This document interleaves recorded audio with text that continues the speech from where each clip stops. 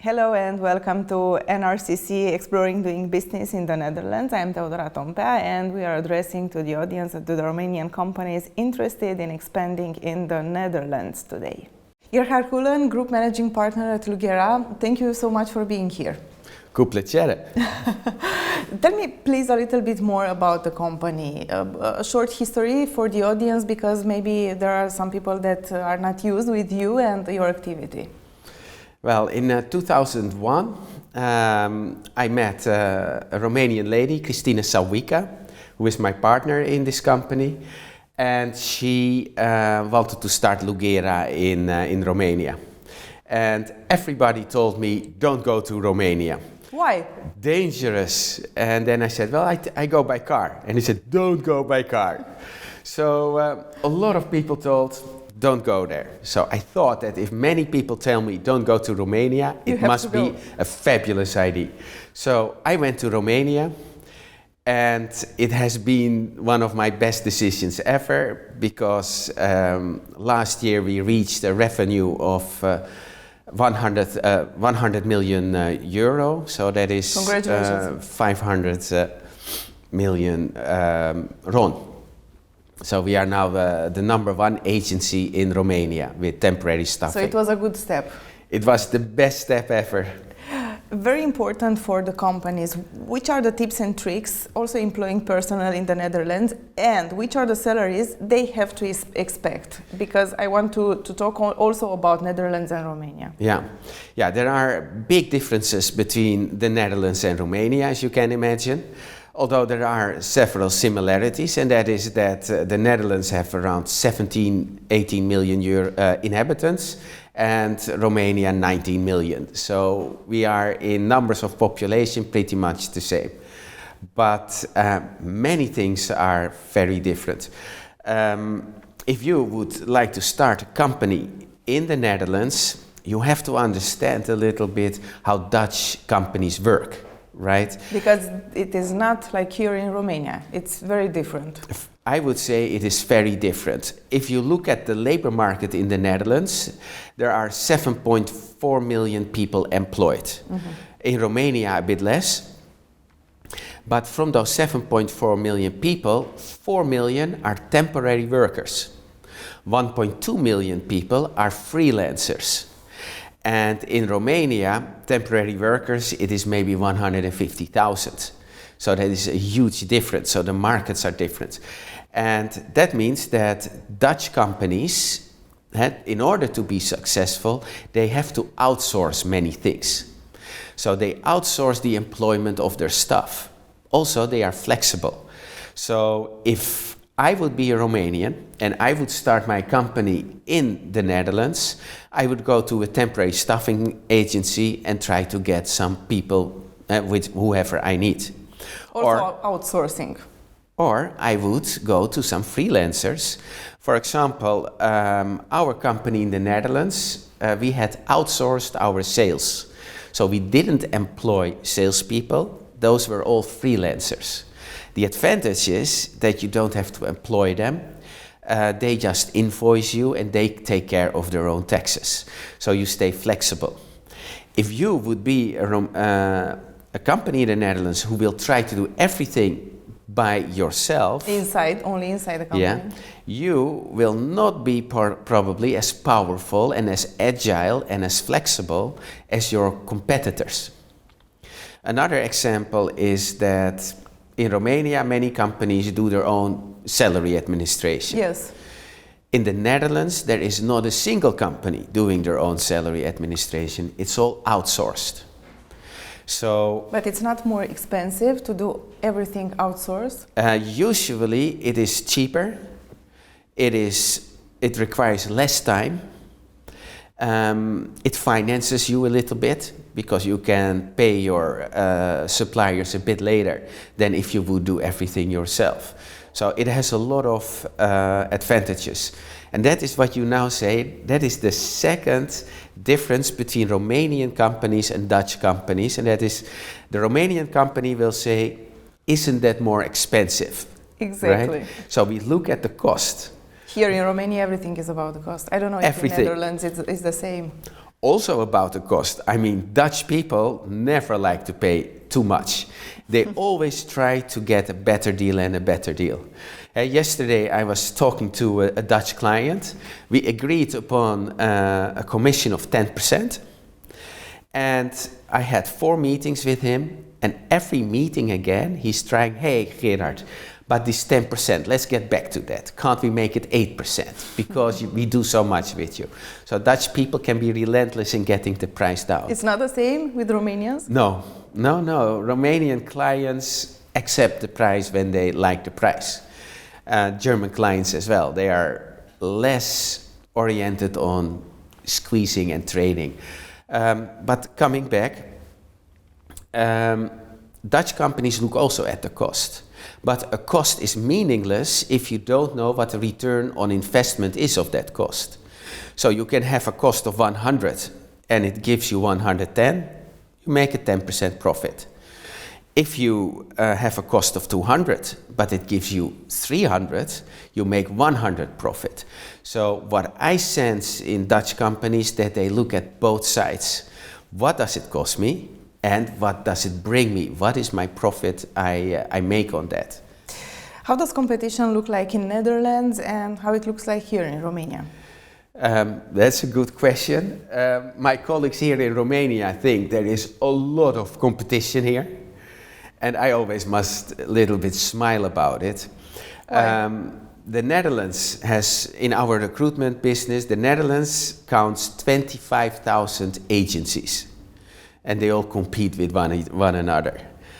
In Romania, there are not more than 3,000 agencies. So in the Netherlands, there is 8 times more competition. The second difference is that the service level of the big agencies and the small agencies is very much equal. So the smaller agencies are doing an excellent job too. Or sometimes even better because they're more flexible and they work harder. So there is much more competition in the Netherlands. Very important is how can you make a difference towards a client in Netherlands and in a specific industry, for example? As a Romanian, I would focus on my strengths. And if you look at how Romanian people work and Dutch people, I can tell you some interesting statistics. The gross national product per capita in Romania is $12,000 or something. In the Netherlands, $53,000. So that would mean that Dutch people work 5 times harder than Romanian people. But it isn't, of course. Because the work-life balance in Netherlands scores always on the 2nd, 3rd, 4th place in the world. So the work-life balance is very good for people, which means they don't work so much. Romania is on the 20th place in Europe, which means that people really work very hard. So if I would be a Romanian, I would go to Holland and work my ass off, because I will know that I will always outperform any Dutch competitor because I'm willing to work harder. The second thing is that Romania in the Olympiads, mathematics, you have these the number 1 person is a Romanian. The Dutch are on place 20. So it could be that an advantage. Romanians are also smarter than Dutch people. So, although I don't think that is maybe the case, but I would use my flair further. Dutch people are very organized and it has to be step by step by step. The power of Romania as a whole is the strength and the creativity to improvise. So it means that no matter what the problem is, our Romanian team always finds a solution. Unexpected solutions, but always better and better. So and they can adapt. they can adapt completely. And you see also many Romanian people are very successful in the Netherlands for companies working like ING, Heineken. There is a big, high-skilled Romanian community working on top positions. And I think that the flair of Romanians, the temperament, it all makes it just more fun and more beautiful. So there are an immense opportunities in the Netherlands for Romanian people. I would, for example, go to Romanian industries. There are a lot of small and medium-sized factories who are making excellent products. And you could, for example, become an agent for them in the Netherlands. And that is what I would do, because there are so many good companies here in Romania. But Romanian companies don't look outward. Basically, they are focused on Romania. Also inside. Yeah, and that is also the difference with Dutch companies. We always look abroad. We always look at, of course, first Germany, Belgium, but you see a strong Dutch community nearly in every country. In the same time, it's very important to know what can I expect from Dutch clients, our Dutch clients. Well, that is already what I said. So Yes. that your Dutch client, you have to expect that they will continuously... They are also like employees. Yeah, that they will continuously push the price down. If they have an opportunity, they push the price down. For example, a very big client from us, a beer brewery, let's say, when we introduced candidates, and it took a long time because we couldn't find the people fast enough, he said, it took so long, so you have to give me a discount. Okay, fair enough, because they needed the people faster. But when we were very fast, so within a couple of days, he told me, this was so fast, so that was little work for you, so you have to give me a discount. So no matter what you do, the Dutch client can find. You have to be prepared for negotiating. Exactly. The second thing, what is very crucial, is if you sell a product or a service, or especially in bigger projects, the client is often so well prepared that they know exactly what the price should be. So usually, when I encounter clients, they sometimes know it even better than I know. And they look at all the factors, what you do, how you do it. They do the research, very good. If it's an important project. If it is little money, they don't mind. But if it's a big project, they do the research, and you should be prepared that they know it better even than you could know. So that is something to take into consideration, because if you come there very well prepared, you immediately connect and bond, and you have a great relationship, because you are, in their eyes, a super professional. Other Dutch clients, they just take the cost price, and they spend hours in talking about every little item.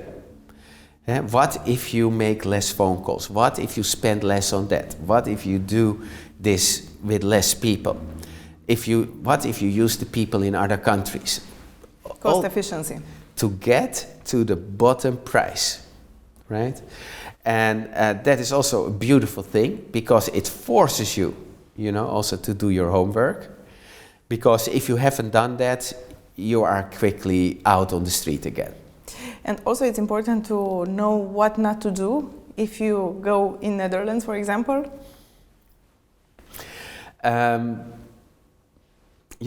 Dutch clients like to go very fast to the point.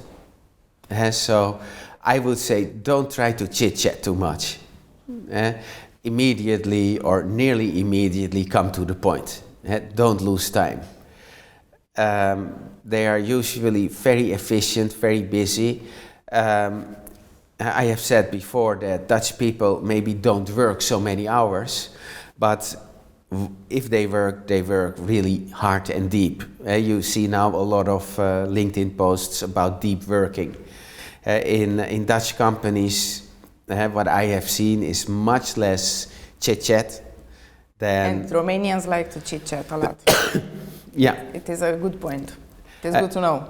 Yeah, so very business-like. On the other side, if they take you out for dinner, then it's different, of course.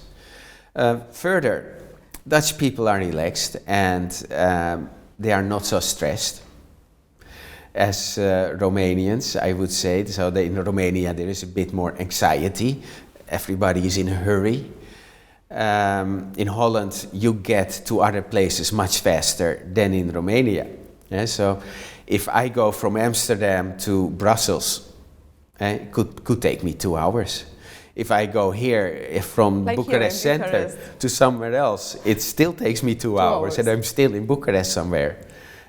So it is all very efficient and they try not to lose any time. And how is the tax policy in Netherlands? Yeah, if you the minimum gross salary for a person of 21 years and older is €2,069. You should expect that most people earn something between 2,500 gross and 3,500 gross. And a big difference is with Romania and the Netherlands. Dutch people don't speak net salaries. Mm-hmm. They always speak gross. And I've seen Romanian people making a lot of mistakes in Holland, asking 3,000 and they were thinking net. And the Dutch person thinks, oh, 3,000 gross is good. But the Romanian person thinks it's net, the Dutch person thinks it's gross. So the taxes, if you pay a salary of 3,000 gross, the person gets net around €2,300. The gross salary of 3,000 is added with an 8% holiday allowance. So in Holland you pay 20 holidays, but also an extra holiday allowance of 8%. So every salary you agree upon with somebody, you have to add up the 8%. And then you pay company contributions. So in the end, that person who gets 2,300, the total company cost is €4,200. And if you employ that person, and for example the person is sick, you don't get support from the state, you have to keep on paying that salary. And that is why so many companies work with temporary staff, freelancers and other consultants in order not to run that risk. You will run a big risk if you start your company and you employ people. Because if they are sick, you go bankrupt basically because they don't produce and you have to pay the salaries for half a year. And I think also that in Netherlands, economical and political perspectives are more clear than here in Romania, because 2023 and this year, I think they are very unpredictable. Yeah, that is true. That is probably the nature of Romania. That is why everybody is so creative and can improvise very good. Holland is very stable. And a beautiful example is that if the Netherlands would change something in the salary taxes, they first consult the companies who do the salary payroll before they make a change. Because it's normal to do this way. Yeah, so that is what they do, so they don't make mistakes, and that the business society can really deliver on what is suggested. So Dutch consult much more with each other. They are not so impulsive. They have a culture of agreeing on everything. Thank you so much. Cu plăcere.